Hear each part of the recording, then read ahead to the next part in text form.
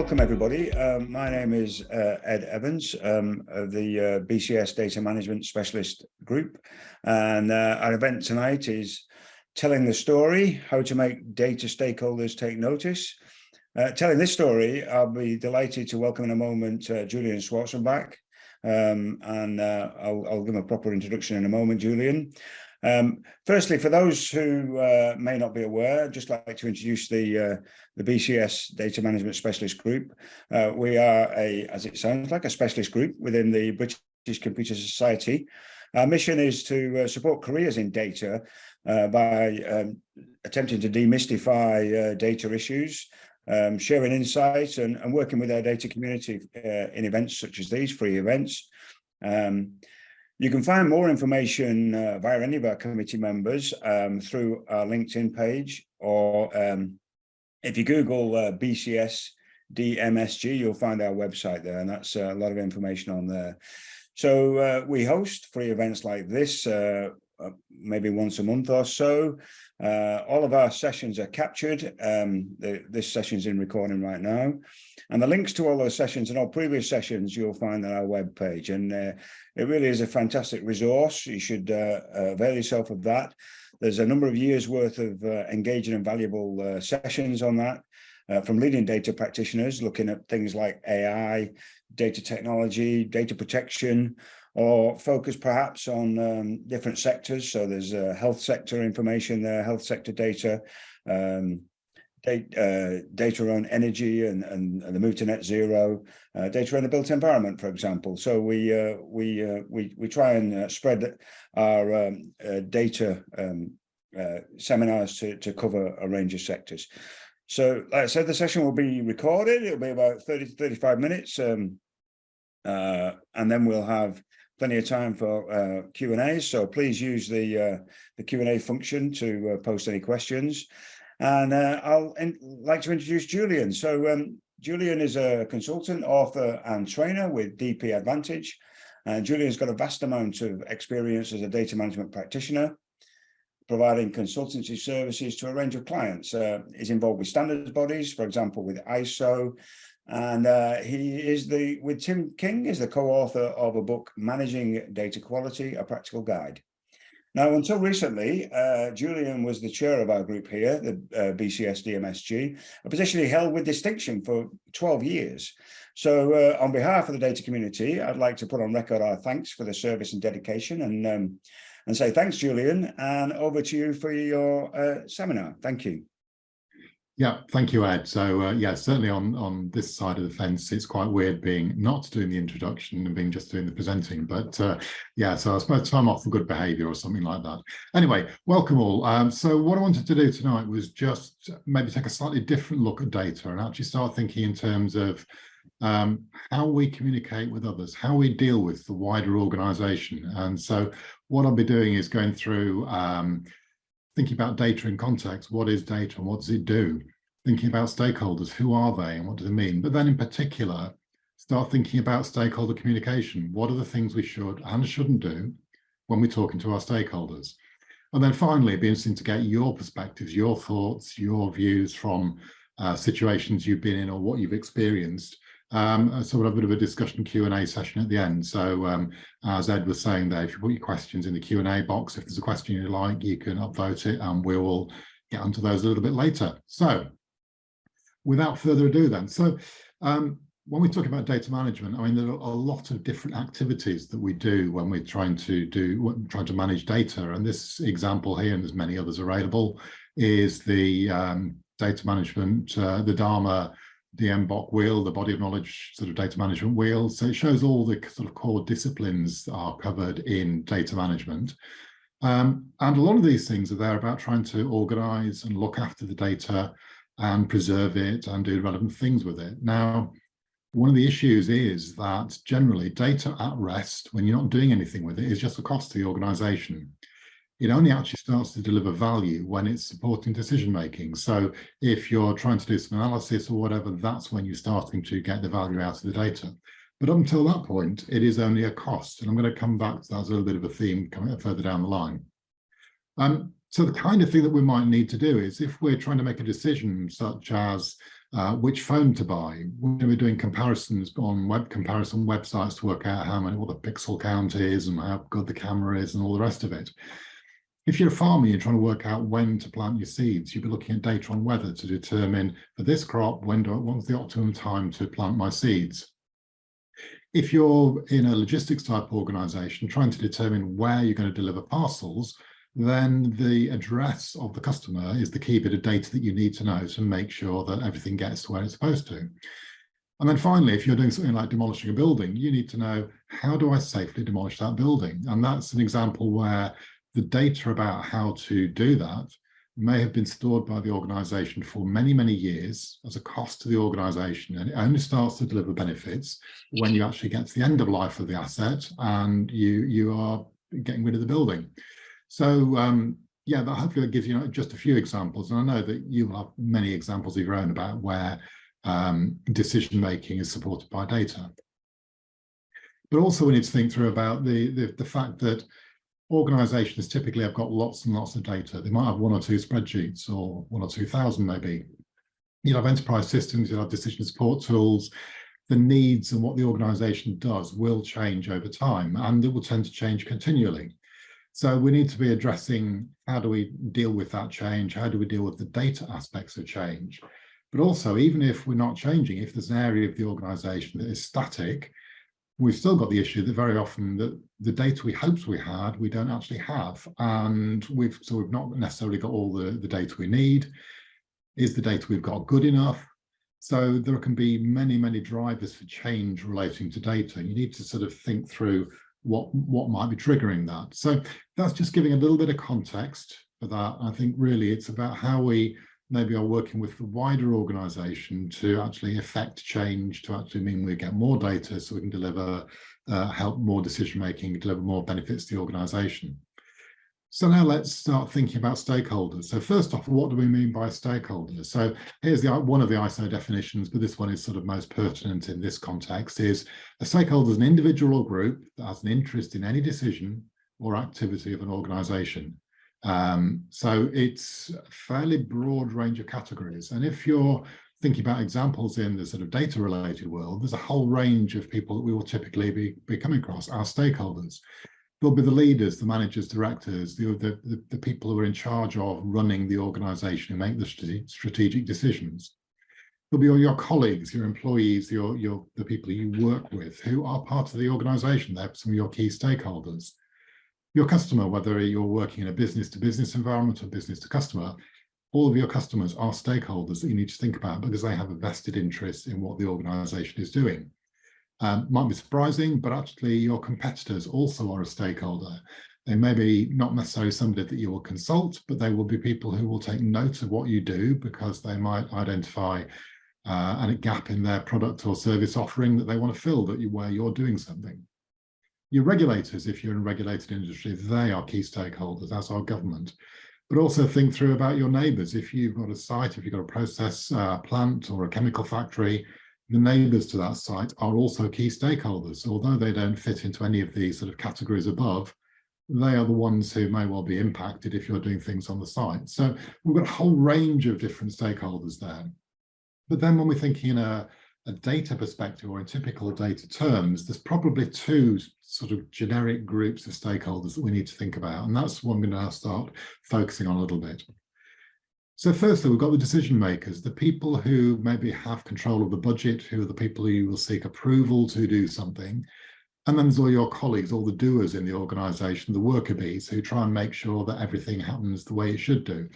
And so both of those are key stakeholders in the data world, but the way we communicate with them, the way we talk to them needs to be very, very different. So let's turn it on, flip it on its head a little bit and just think about, well, what do our stakeholders think of us? And yeah, first chance for a cat picture here.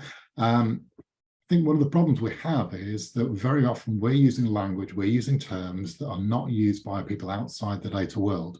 We're talking our language, we're therefore viewed maybe as nerds, as geeks, people who might have OCD tendencies. And so one of the challenges that we have, whilst we might be using particular conversations about, I don't know, master data or reference data or things of that nature, which collectively we will have an understanding of what that is. And that's the organisation, our stakeholders, very often they will not understand what we're talking about. So we've got a challenge there that they may well perceive us as these nerds. And just taking another slightly parallel view there about, remember these two ladies who, Kim and Aggie, I can never remember which one is Kim and which one is Aggie, but anyway, they presented a program called How Clean Is Your House? And the basic premise was they go around and check and dealing with dirty houses and help people get them clean.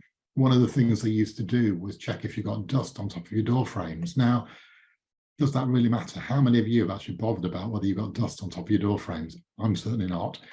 So the question there really is, how clean does your house need to be? But then when we're getting into the data world, we need to think, well, how good does our data need to be? And one of our challenges is that if we're not careful, we might be perceived as being similarly sort of OCD data people who have this view that, well, because it's not perfect, it's not right, therefore we need to spend a lot of time and energy trying to get data perfect, whatever perfect happens to be. So I think one of the things we've got to be very mindful of is how other people view us, and so that we maybe are taking actions to avoid the stereotypes that are there. So the kind of things that we need to do if we're trying to influence our stakeholders, very often we're trying to change, we're trying to make something work differently within the organization. It may be that the data the organization is getting there's not enough data, we need more data or different data. It might not be of good enough quality. It may be people who are doing some analytics or those lovely spreadsheets that people have got, they're actually not using the right tools in the right way to make the right decisions. It may be you're thinking about something which is a bit geeky, which is about, well, they will perceive it as geeky, we perceive it as more straightforward, but maybe if you're trying to invest in sort of MDM software or maybe data quality, data profiling to software, you're trying to help manage and improve the organization. So we've got an issue there about how we might talk about that. And finally, don't forget that for data, the longevity of the data is it needs to last at least as long as the thing that it represents. So if you've got data about an employee, then you need to have information about that person all the time they're in the organization, and then probably quite a good few years after it. So if there are changes in format, changes in platform, we need to work out and make sure we're doing the right things to actually preserve the data, so we actually look after it and it's still fit for purpose when we need to make a decision. Now, when we're working with decision makers, so remember those two stakeholder groups that talked about decision makers. So the leaders of an organization, they typically will be sort of the language of business typically is money. And they're thinking in terms of the profit of the organization. They're thinking about turnover. They're also thinking about efficiency and service and product quality. But above all, the kinds of things that will help sway their view is about money. So if we are communicating and saying, actually, if we can make this change to the data, then we can increase profitability by X, or we can reduce costs by Y. Those are the kind of languages, those are the kind of things that they get used to. And they will be getting similar kind of conversations with other stakeholders across the organization who might be coming from different perspectives. We can also talk about reducing waste, reducing inefficiencies in the organization, reducing the risk of the organization to the organization. And again, there might well be data-related aspects of that. But if we're talking about it from a data perspective, then the risk is that they hear words, but they don't actually understand what those words mean. They don't not naturally fitting into the language that boards are and senior leaders are working on. If you think about very often, if you're going for approval for funding for a project to do something with data, it will probably be part of an approval board, and they're going to be reviewing X number of proposals, one after the other, all talking about what they're trying to do. And the key differentiator, the thing that will get people interested is, are they going to generate a good positive return?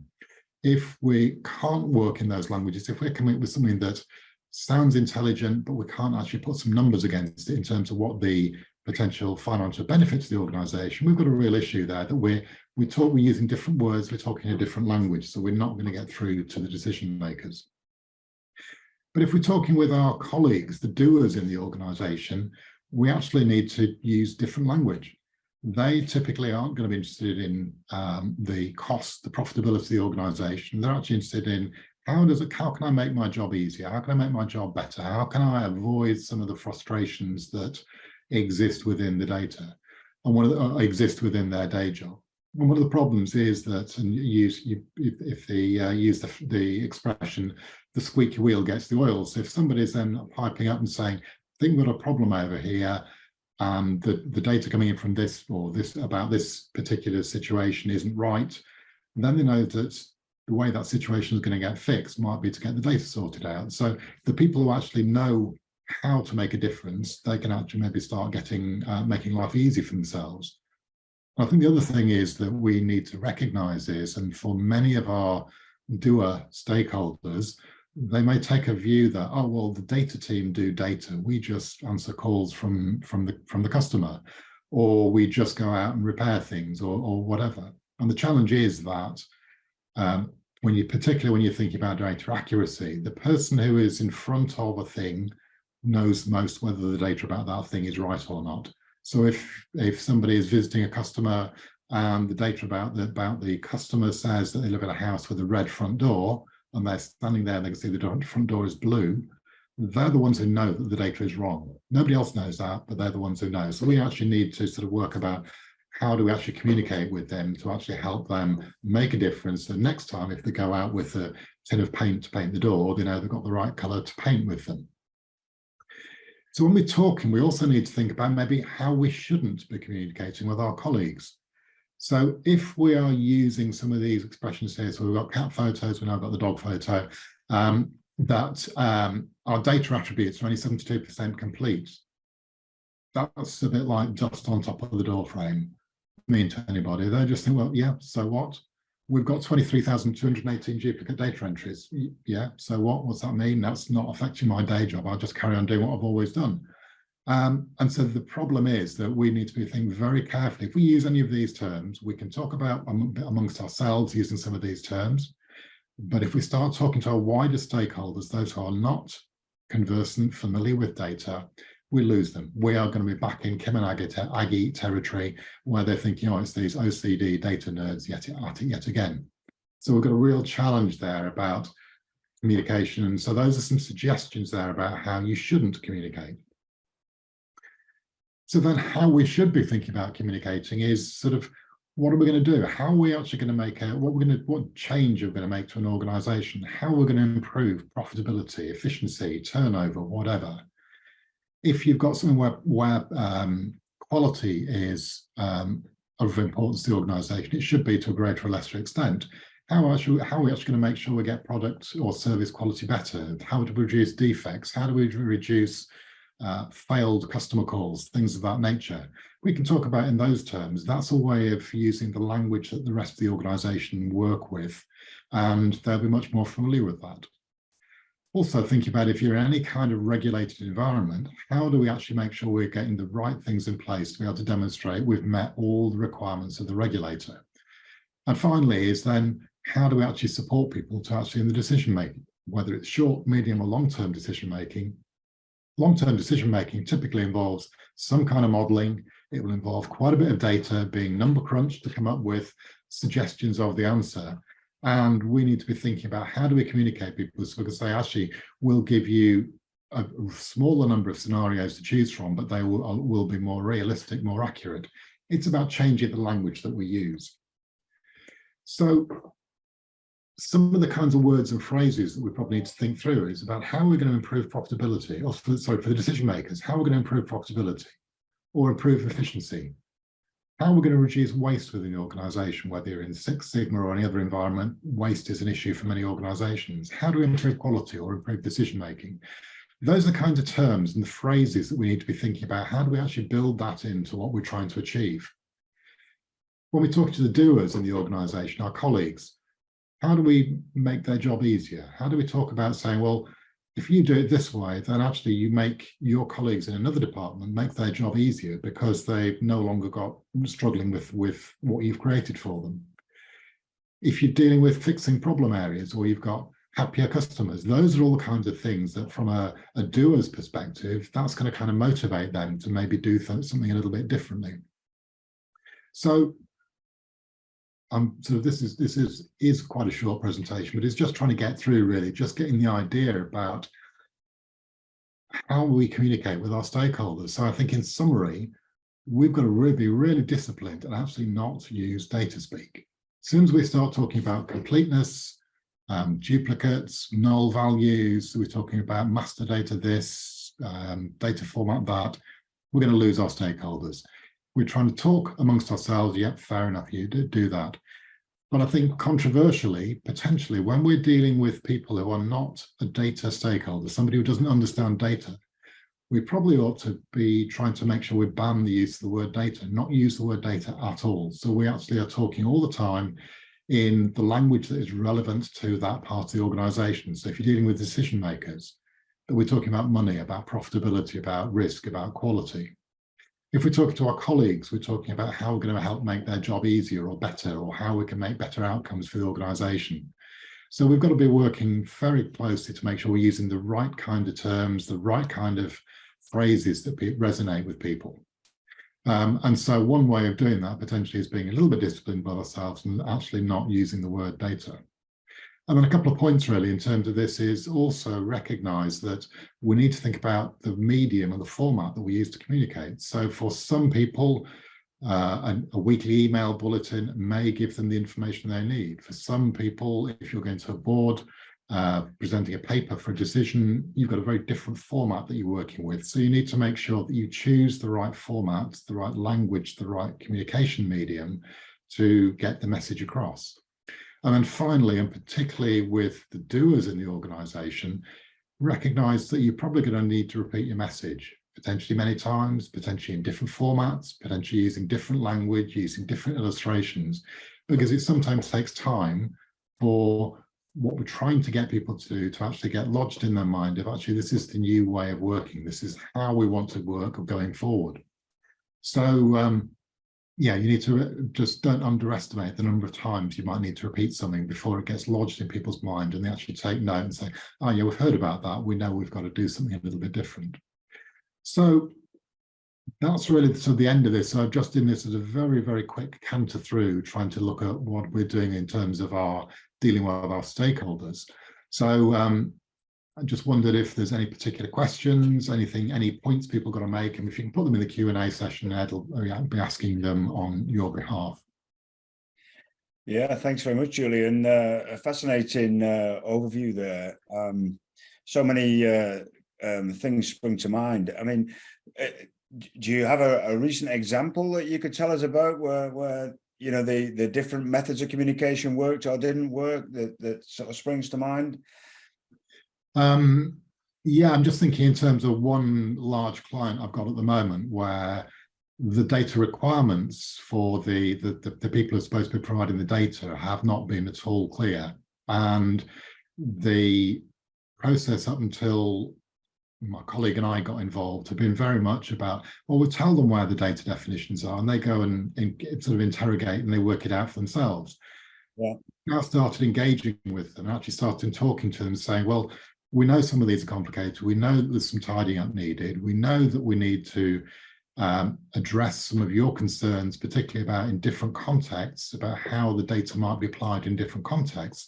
But we are working on it, so do talk to us and we'll do that. So it was about very much, and the term we're using with that client is about facilitating the provision of good data. So rather than it becoming a very transactional approach where on one side somebody says, I need it looking like this, and on the other side they say, well, I think I know what that is, I'm going to provide stuff and throw it over the fence. It becomes much more an ongoing dialogue and much more of a discussion about making sure that they understand, and if there's an issue where maybe there's a situation that hasn't been covered elsewhere, that's not clearly defined, that there's a discussion going place to say, actually, have we got a data definition that's missing? Do we need to do something a little bit more differently there? So that, again, is an example where, as much as anything, both being a sympathetic ear and also saying, sort of holding hands up and saying, yeah, we know things aren't perfect, but we are working on improving them. And that has so far in that case, that situation, for a number of the key supply chain partners, the response has been extremely positive because they've been struggling for a little while. And the fact there's now somebody there who's saying, yeah, we understand there's a problem, we're working on it, but it will take us a little while, work with us and let's talk to us and let's get a dialogue going. That has been received very, very well. Yeah, thank you, Julian. So we do have a question. Please post your questions in the Q&A. Before we get to the question, We've got some comments, excellent, succinct presentation, very brief and consistent presentation. And that's what struck me actually, because the kind of lessons you were helping us with there were to keep things simple, to not to have, hundreds of different types of stakeholders, but work in sort of the two chunks. But how do you maintain that consistency of communication through all the different means of communication that you might have to work on in a project? And that is a big challenge. I mean, communication within projects, that very often it's a large project or program, there will be a team or there'll be an individual who's just dedicated to communication. And it is something that I think, and I certainly have been guilty of this at times, is it starts to, if you're not careful, it becomes an afterthought. So you've been so busy doing the tangible things with the data that you forget to tell the story. You forget to explain why it's going to make a difference to the organization. And so as much as you can, you need to become a little bit self-disciplined to think about, okay, we've done all this, what difference have we made? So how do we now tell that story to people who are outside the wider sort of core data people within the organization? And it is about storytelling. It is about how do we turn this into something that has meaning to the recipient, is in the language that they understand, using the terminology they understand. And I think this is where the difference between the decision makers and the doers is actually quite big. Yeah. Because the decision makers, very often, if you're trying to get approval to do something, approval for a budget, you will have your X number of minutes, and it may only be a matter of handful of minutes in front of them to say, this is what we want to do, and this is why, and this is this justification. There you're going to be very succinct. So it's not about telling a story. Well, it is partly about telling a story, but it's about making sure the language and the way it's structured fits what they're expecting and what's going on around them. If you're dealing with the doers and your colleagues in the organization, that's where you do need something a little bit longer, because very often they will not be as familiar or comfortable with the very rapid fire view of, oh, I've just told you this, you've agreed it, off you go do it. They need a bit of time to be convinced. They need a bit of time to understand, what is it? Why does it make a difference? Why is it important to me? Why do I need to do something differently? Or why do I need to provide data to somebody else? Or stop putting data in a spreadsheet? Because let's face it, most organizations, people love their spreadsheets. And yet from a data management perspective, they're a bit of a nightmare for the organization, because your data landscape is suddenly hugely fragmented, and trying to understand what is where and which is the most accurate bit of data that you're dealing with starts to become a real issue. So your communication has to be on an ongoing basis with the customers, your clients, your colleagues, to remind them, yeah, if you've got a need to put data in, it doesn't fit in the corporate system, come and talk to us. We'll work out the best way of addressing that so we know what's going on. Far too often people think they're empowered to go off and do something in SharePoint or in Excel or doing somewhere else. I think SharePoint and Teams, increasingly, the two environments I'm seeing are beginning to be an interesting way of fragmenting your data and your information in the organization, because it's now so easy to set up a new team in Microsoft Teams, set up a files area, put a load of files and stuff in there, which potentially duplicates what exists elsewhere. And so your data, the information in the organization, is now getting fragmented by the infrastructure we as an organization are putting in front of people. They're inventive, they're solving problems, they've got a business need to address something, so they will use the most convenient and easy way of doing it. And if we've given them somewhere in Teams to put files, that's what they're going to do. Yeah. So a couple of interesting points there I picked up there, Julian. So yeah, the consistency is a difficult thing to maintain, but the interesting thing for me is that it doesn't just apply to major projects. It applies to, you can apply day to day, can't it? How you communicate with your colleagues versus how you communicate upwards to the management structure, which happens on a day-to-day basis, doesn't it? So fascinating thing to learn there. We've got some questions, so I'm going to put these to you from the audience. Someone's just trying to pick your brains, and why not? Julian, we've got Julian here. Might you have any ideas about data retention for marketing prospects, which might have personal data on? Not necessarily related to the communication side of things, but what can you? So I think, yes, it does. It does, and it doesn't fit in the communication. So I think underneath it all, there's a GDPR angle about having to demonstrate that you're keeping information both It's going to be processed and used for a legitimate purpose, something that the customer or the individual has either given consent to use or you've got legitimate interest. But if you're keeping it for too long, then you've got an issue there where there is a decision that needs to be made about at what point do we need to stop using that. And sometimes you might need to put some hard and fast rules in there. And that's where we need to be communicating with our stakeholders. We need to communicate with them why they can't just use data in any way they want, why they shouldn't just be keeping stuff in their own little folders rather than the corporate system. It's a really good example. And so in fact, just the other day, an organization I haven't used recently, they sent out a standard email, automated email of, you're not using our service in 3 years. For GDPR perspective, we can't keep things longer than needed. So unless you contact us within the next month, we'll delete all your information. It doesn't stop us doing business with us. It just means your past transactions, they'll be deleted. So that was a fairly easy way of both working with me, in that case, as the customer, but also because they'd done it as an automated rule, because they'd thought carefully about the wording they used on that, it's something that made it a bit of a no-brainer to work out what you wanted to do. Another organization I'm dealing with, they're also saying, oh, you've not used this charge card in a year. If you want to keep it live, you need to either change the settings on your account or get in contact with us. So one, you can't log into the account. That's a bit of a problem. When you do log in, you've got no options about dealing with the card, and the email address they provide doesn't work. So there's a bit of an issue there from a communication perspective that they just haven't got their act together. Anyway, getting back to the question about longevity of marketing data, I think the key thing is that above all, legal compliance needs to come to the fore. You need to make sure, are we doing this legally? Are we doing this within the GDPR guidance, the framework that we have set up as an organization? If there's any areas where people aren't understanding that, then you need to walk them through, you need to talk to them, you need to explain in non-data terms why it's important, why they might want to do something differently, or that actually you can't keep the data for infinite periods of time. We need to set up a routine to delete it after so many months or years or whatever. And I think once it becomes automated, it then stops it being an never-ending discussion where every month or every 6 months say, well, we need to do this, and yet it's telling us we need to delete some of this data, or how long can we keep this data for? If it's all automated, you start taking some of those conversations away. But you do need to, again, going back to the stakeholders, you need to be talking to them and getting the right agreement on board about legal compliance. Yeah, it was a really good question after all. I did you a disservice there, Olivia. Sorry about that. But you're right. There's a massive communication angle. Even when the law is on your side, you know, as a data practitioner, you've got to carry people with you, you know.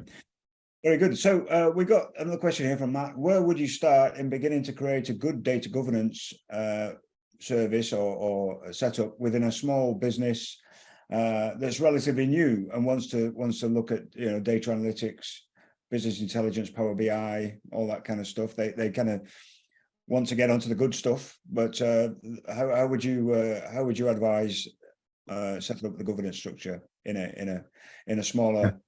So again, that's slightly getting outside of communication, but there is a communication angle to it. So I think on the one side, when it comes to establishing data governance, I'm a firm believer in taking an organic approach, start small, grow with the organization, grow as people understand what you want and you understand what they need. So rather than trying to spend too long coming up with a really complex setup of how you want to do governance, get just enough to get started and then refine as you go along. I'm a firm believer when it comes to governance in the direct, evaluate, monitor model, whereby the three main strands within data governance: one, direct, so it's either setting strategies, is initiating projects and making sure projects are working effectively.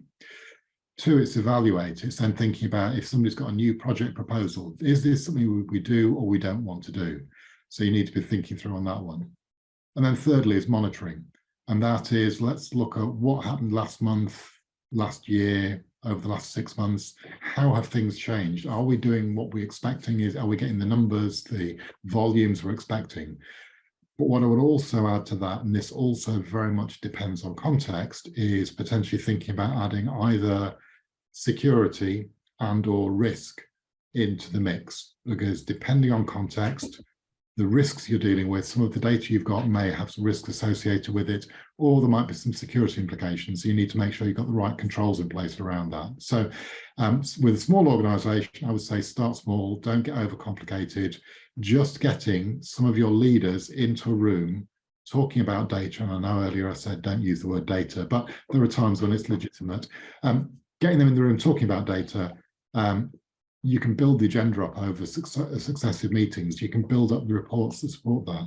Just by getting them talking about data and what one side is wanting and the other side is able to provide, you're starting to deliver value for the organization. So yeah, don't be frightened about getting stuck in. Give it a go, evolve on the way, and there's sort of lots of guidance out there about how you can do it as well. Yeah, it doesn't need to be so formal, does it, when you first start off? There's a, large organization needs more formality. A smaller organization, it's all about the communication, really. Yeah, agreed. Yeah, so question here from Stephen regarding terminology. How would you deal with the buzzwords that might be the focus of managers who've read the latest thing in management today? Yeah, good one. So I think one of the challenges there's challenges you sometimes get. So if there is a bit of technology, if there's a technical term, there will be some who use it who actually truly understand it.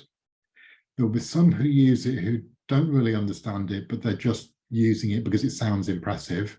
And there'll be some who ignore it completely and don't understand it, and they're never going to bother there at all.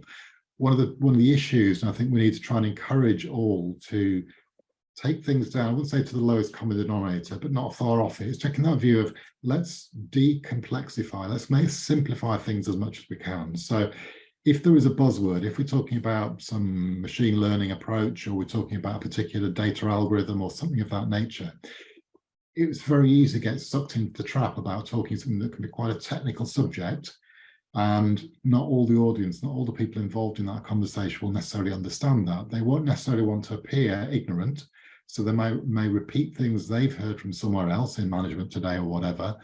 You're not necessarily having an effective conversation. So part of it needs to be about trying to take things back and saying, okay, if we're trying to achieve this outcome, have we got the right things in place? What do we need to do to get better at it? And trying to keep the language, trying to keep the discussion at the level that everybody in the conversation can understand and can work at that level.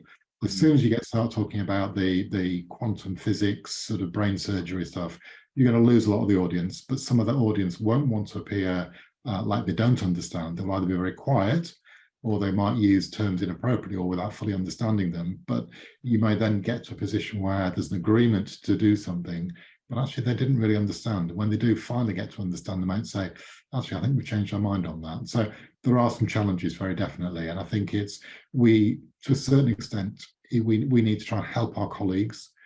If they are starting to get into overly technical language and maybe not all of the audience understands it, we need to help them say, well, let's keep this down to a level where we're talking about how much data we're getting, or whether it's how we're actually affecting an outcome, or are we delivering the right service to a customer. Let's think about how we address that, and then we can start getting into things a little bit more complex, a little bit further down the line. I hope that answers the question, but it's it is always a challenge. But I think we just need to be mindful that as soon as we start using, or anybody starts using, technical terms that others might not understand, then there's a risk that people are either making inappropriate decisions or incorrect decisions, or you're turning them off. Their perception of you then starts to get maybe degraded, because their view was, well, that person always talks in gobbledygook, so actually we're not going to involve them in this next project because we can never understand what they say. No, it's very tricky. I've got two examples of people I know. One I'm working with at the moment who's very, very good at coming up with lots of buzzwords, lots of phrases, and it's very difficult to understand what they're talking about, even as a data professional, never mind anybody else. So there are some real issues there, very definitely. Yeah, especially when you've got a group of people that you're communicating with. They all have different levels, like as you explained.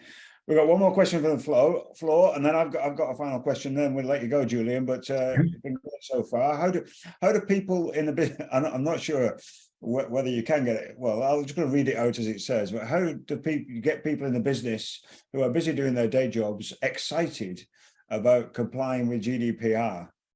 I mean, should you get them excited? But I mean, I guess motivated, excited. I think that the thing you've got to do, so this goes back to the point I was making earlier about that customer service company I was dealing with, is we need to make it easy. We need to take the jargon out. We need to help people so they can do the right thing the right way. And if it's easy, if it's easier to do the right thing, then they're less likely to do the wrong thing. If you think about, for example, mobile phones, I mean, the technology that we've got in mobile phones is awesome. And yet, how many of us actually understand truly how our phones work? We don't.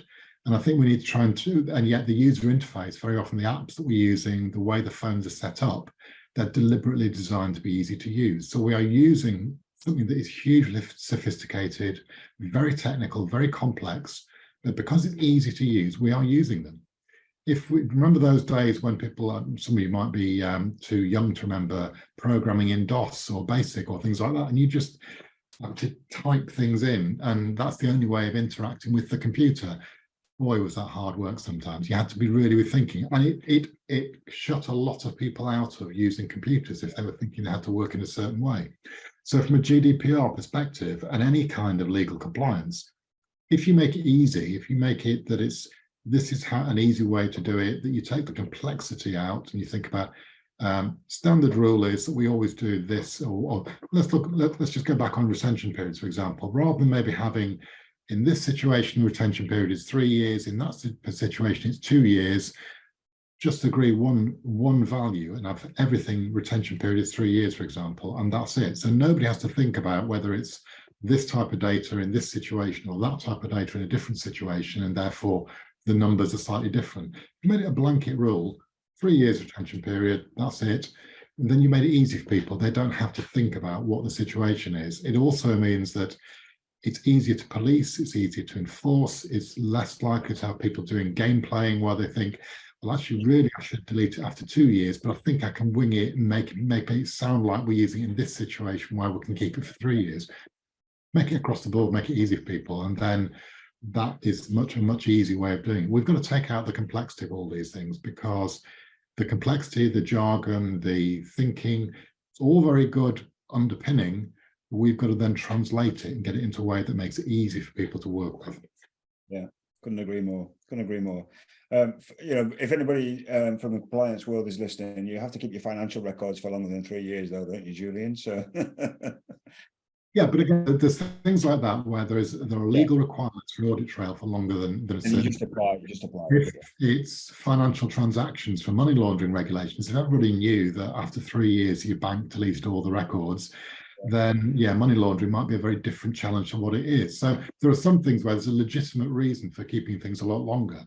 If it is just down to transactions with companies doing online greeting cards or whatever, there's no real need for keeping that information longer than a certain period of time. If it's somebody who's just maybe used an app on a website, or used an app or a website and then they've gone away again and they've not come back, again, there's no long-term reason, unless there's another legislation there, for keeping that data longer period of time. So yeah, some of those things just delete. So brilliant, Julian. I've got one more question. We got just some more feedback here. Great advice and feedback. Thank you. Thanks so much for an excellent and informative presentation. Just before you go, reflecting back on the 12 years ago when you started as the chair of the BCS DMSG, and now, given the fact that data is much more of a thing, that people recognize the term and recognize the value of data, I suppose, to a higher extent. People are trying to do more things with it. Has anything changed in terms of the communication, in terms of working with the stakeholders? Are they more savvy? So there's two things that are a bit of get a bit of a bugbear of mine that are going to be in my bullets around. Here we go. One is the fact that we've always been less than perfect about how we deal with data. I think in the old mainframe days, we arguably was slightly better because it was a much more controlled environment. Once computers came along and people were able to do their own thing, off they went.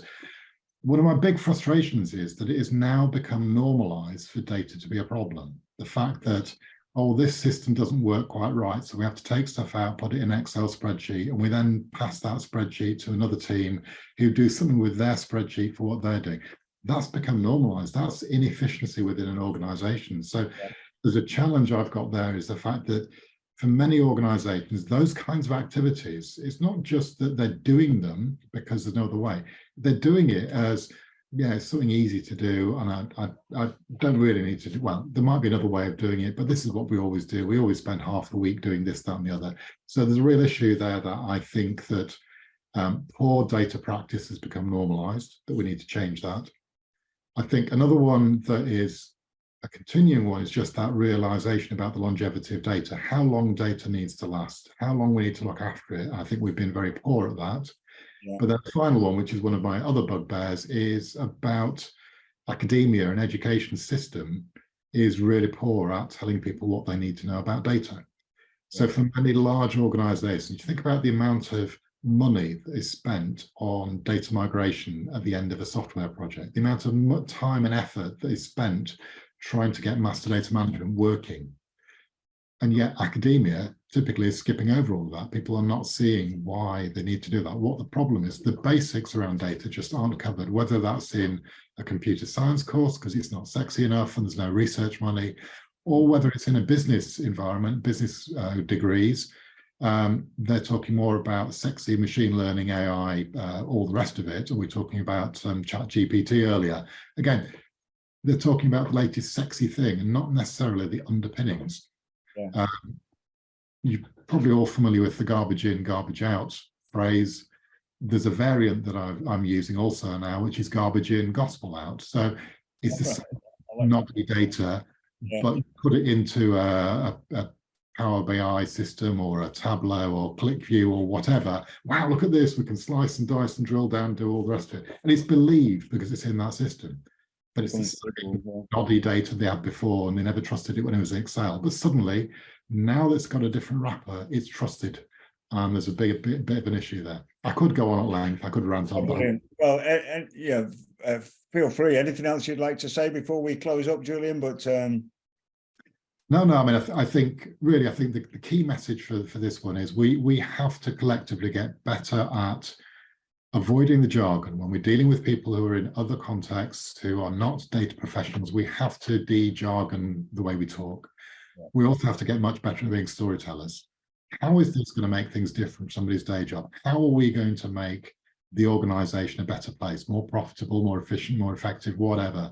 And so we have to think, we have to develop our storytelling skills. Now, it may well be that somebody in your data science team is your best person at doing a particular form of programming, but maybe their communication skills aren't perfect. So maybe they're one of the ones you say, we'll do the storytelling on your behalf. So pick those people who can do the storytelling, pick the people who can do the narrative, get them to work on behalf of the team. If you do have a team who are more task focused, shall we say, but collectively, yeah, we've got to get much better at that storytelling without jargon. Yeah, brilliant. Thanks for that. That's a great summary. So anyway, thanks very much, Julian. I really enjoyed the presentation, and thanks very much for everybody for listening and for the questions, and look out for the link on our website. So just say good night to everybody. Thank you. Thank you all.